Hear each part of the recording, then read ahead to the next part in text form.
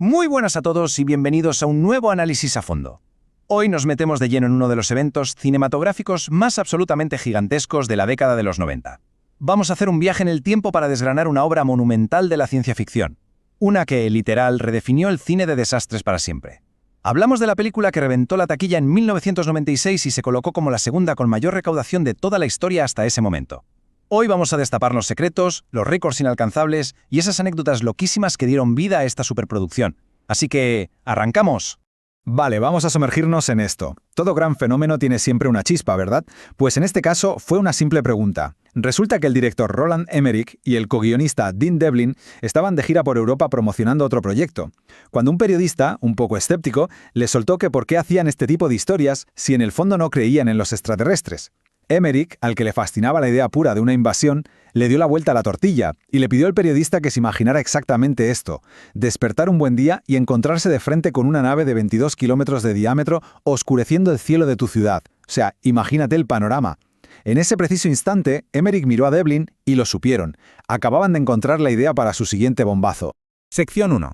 El origen y las estrellas. Porque, a ver, antes de que las naves gigantes llenaran nuestras pantallas, el proyecto tuvo que sobrevivir a una preproducción caótica, llena de decisiones de último segundo. Y el primer gran dolor de cabeza fue algo tan básico como el nombre. El título de Día de la Independencia ya era propiedad legal de Warner Bros. Esto obligó al equipo a barajar alternativas que hoy nos suenan, la verdad, un poco raras, como Invasion Doomsday o Sky on Fire.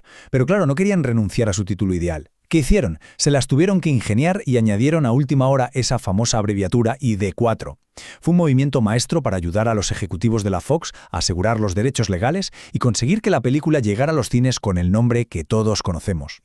Ahora, lo verdaderamente fascinante de este reparto alternativo son los y sí que casi se hacen realidad. Fijaos en quienes estuvieron a punto de protagonizar la cinta.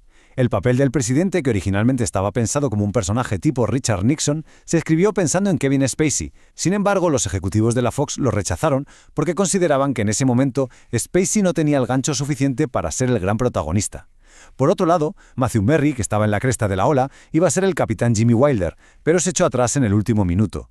Y Jada Pinkett Smith tuvo que decir que no al papel de Jasmine porque le coincidía con el rodaje de El profesor chiflado. O sea, un elenco que habría cambiado totalmente el rollo de la película.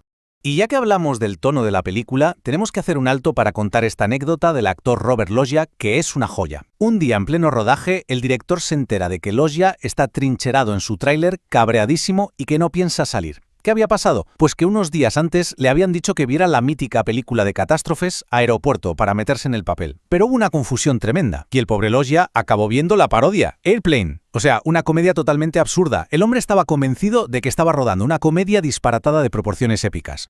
Esa energía de caos creativo, de que cualquier cosa podía pasar, se notaba frente a las cámaras. Pensad en esa escena mítica en la que Will Smith va arrastrando a un alienígena desmayado por el desierto de sal.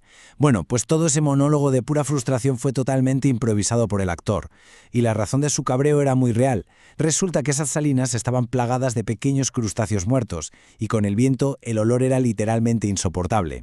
Y como curiosidad, más de la mitad de las frases que dice Jeff Goldblum en toda la película también fueron pura improvisación allí mismo en el plató. Una pasada.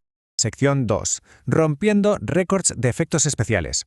Con los actores ya en sintonía, al equipo de producción le tocaba enfrentarse a su mayor pesadilla. Había tanta pero tanta expectación en Hollywood por ver lo que estaban montando, que estudios rivales empezaron a retrasar sus propios estrenos de temática parecida, como Marcianos al ataque. Es que hasta el mismísimo Steven Spielberg pausó temporalmente su idea de hacer la Guerra de los Mundos. Y para entender este revuelo, quedaos con esta cifra: 3.000. 3.000. Esa es la brutal cantidad de planos con efectos especiales que necesitaron para montar la invasión. Fue un esfuerzo titánico, una mezcla de efectos prácticos y ordenador jamás vista, que no solo dejó al público con la boca abierta, sino que se llevó a casa un premio de la Academia indiscutible. Y claro, para clavar esos 3.000 planos tuvieron que pensar a lo grande. De hecho, la peli tiene el récord absoluto de la mayor cantidad de maquetas en miniatura jamás usadas en el cine. Aunque llamarlo miniatura es casi una broma. Fabricaron una nave destructora de 9 metros de ancho, una nave nodriza de 4 metros. Y el plato fuerte, la nave extraterrestre estrellada en el Área 51, se construyó a tamaño real, casi 20 metros de largo. El creador de estos modelos asegura que usaron el doble de maquetas que cualquier otra superproducción, y está convencidísimo de que con el CGI que tenemos hoy en día, este récord de efectos prácticos jamás se va a romper. Y fijaos, esto ilustra de manera brillante el pedazo de ingenio que tenía el equipo de efectos especiales. Querían crear esa pared de fuego aterradora que arrasa las calles de la ciudad en horizontal. ¿Cómo lo hicieron sin ordenadores potentes? Pues construyeron la maqueta de la calle entera pero en vertical. Luego plantaron cámaras de altísima velocidad abajo del todo y detonaron el fuego hacia arriba. Al grabarlo, consiguieron captar el movimiento natural y súper rápido de las llamas, logrando una destrucción hiperrealista que los ordenadores de los 90 ni soñaban con imitar. Pero si hablamos de maquetas, la joya de la corona fue sin duda la destrucción de la Casa Blanca. Montaron un modelo a escala espectacular, unas 12 veces más pequeño que el real, que medía unos 3 metros por metro y medio.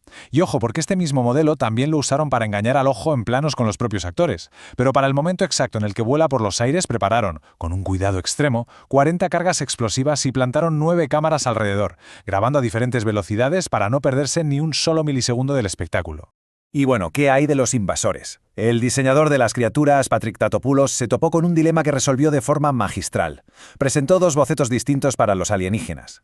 Al director le gustaron tanto, pero tanto los dos, que decidió no elegir. Para huir del típico cliché de señor disfrazado con traje de goma, usaron el diseño más pequeño y frágil para la anatomía real del alienígena y convirtieron el diseño más grande y aterrador en una especie de colosal traje biomecánico de 2,5 metros que usaban como armadura. Brillante. Pasamos a la sección 3, tensiones del mundo real y realidades ocultas.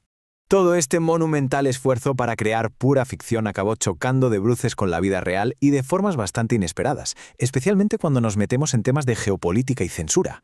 Originalmente la producción tenía el sí rotundo del ejército de Estados Unidos. Esto significaba acceso a bases, tropas reales, vestuario oficial, el paquete completo. Sin embargo, de la noche a la mañana, los militares cancelaron absolutamente todo su apoyo. El motivo que dieron fue muy claro. Se dieron cuenta de que el guión giraba en torno a la famosísima Área 51 y lógicamente el ejército prefirió cortar lazos y mantenerse completamente al margen del tema. Así que, al quedarse sin el apoyo militar, tuvieron que buscarse la vida en localizaciones que ya de por sí eran pura historia. Gran parte de los escenarios interiores se montaron en el inmenso hangar donde Howard Hughes construyó aquel mítico avión gigante, el H-4 Hércules. Además, los exteriores de la base aérea se filmaron en el aeropuerto Wendover, nada menos que la antigua base del bombardero Enola Gay. Y un detalle loquísimo, esas imágenes de visión nocturna que salen en los monitores de la película son grabaciones reales de la periferia del Área 51, grabadas desde un punto llamado Freedom Ridge, un lugar que, por cierto, el gobierno cerró al público poco después. Y la cosa llega aún más alto, literalmente hasta el despacho Oval. Hubo una proyección privada de la película en la mismísima Casa Blanca. El director Roland Emmerich contó que estaba pero tan nervioso por ver cómo iba a reaccionar el presidente Bill Clinton al ver su propia casa saltando por los aires en la gran pantalla, que no lo soportó. ¿Qué hizo? Le cedió su butaca al actor Bill Pullman para que fuera él quien se sentara codo con el presidente durante esa escena. Si miramos fuera de sus fronteras, el impacto internacional de la cinta también generó reacciones bastante específicas a nivel gubernamental. Según los registros, la película fue censurada en el Líbano. Las autoridades de allí ordenaron cortar escenas muy concretas. En particular, eliminaron las secuencias donde soldados iraquíes e israelíes colaboraban en medio del desierto y también suprimieron el momento en el que uno de los personajes reza en hebreo. Es un ejemplo muy claro de cómo una película palomitera acaba interactuando con la realidad política de cada región. Venga, entramos en la recta final. Sección 4, referencias y curiosidades ocultas. Dejando a un lado las tensiones globales, vamos a ver cómo se construye esto basándose en los gigantes de la ciencia ficción. Estructuralmente hablando, la película es, en esencia, una reinterpretación modernizada del clásico La Guerra de los Mundos. Fijaos en las similitudes. Primero, la llegada desconcertante, donde la humanidad no sabe qué intenciones traen. Segundo, el contraataque militar que choca contra unos escudos impenetrables. Tercero, la medida desesperada de lanzarles un arma nuclear, que tampoco sirve de nada. Y por último, en un giro prácticamente calcado, la invasión no se detiene a cañonazos, sino inyectando un virus letal en su sistema. Y los guiños visuales son para volverse loco. Esa escena de la enorme sombra cubriendo la luna es un tributo clarísimo a los destructores de Star Wars. Y si pausáis la imagen en las pantallas del SETI, veréis un diagrama que es literalmente la estrella de la muerte. Luego está Jeff Goldblum, que repite palabra por palabra una frase suya de Jurassic Park. El ordenador extraterrestre te suelta un inquietante «Hola Dave», como HAL 900 en 2001, Una odisea del espacio. Y por si fuera poco, en otra escena vemos una tele al fondo echando el clásico de los 50, Ultimátum a la Tierra. La película entera es un festival de detalles de fondo. El director plantó el número 44 por todas partes, en pantallas y radares, como un guiño a su anterior película, Moon 44. Vemos a un niño jugando con muñecos de Godzilla, que curiosamente iba a ser la siguiente película del director. Las bases de datos que salen en pantalla usan nombres de calles inventados como Picasso o Disney. Ojo a esto, usaron el mítico grito de la leyenda de la música James Brown como efecto de sonido cuando un avión se estrella, y su influencia fue tan bestia que hasta inspiró el nivel final de ese mítico videojuego de recreativas, el Metal Slug 2. El punto clave de todo esto es cómo una película de este calibre acaba moldeando el mundo real. Las agencias de marketing no daban crédito cuando, apenas un mes después del estreno, las ventas globales de joyería con forma de delfín se dispararon de repente. ¿De dónde salía esta moda? Pues del personaje de Jasmine, que se pasa media película llevando unos pendientes de delfines y luego le regalan un anillo de compromiso que, sorpresa, también es un delfín. Un impacto cultural absolutamente instantáneo que cambió las modas de consumo a pie de calle. Hemos repasado desde los malabares para elegir a los actores hasta el monumental récord de construir ciudades a escala solo para prenderles fuego. Al ver todo este nivel de artesanía física, todo ese trabajo real que hizo que la película se sintiera tan contundente, nos queda una reflexión final que os lanzo a todos. Sabiendo que hoy en día la industria de Hollywood depende casi al 100% de los ordenadores, ¿crees que alguna vez volveremos a ver semejante locura de maquetas y efectos especiales prácticos en la gran pantalla? Es una gran pregunta para valorar la historia que hay detrás de las cámaras. Muchísimas gracias por acompañarnos en este recorrido y nos vemos en el próximo análisis.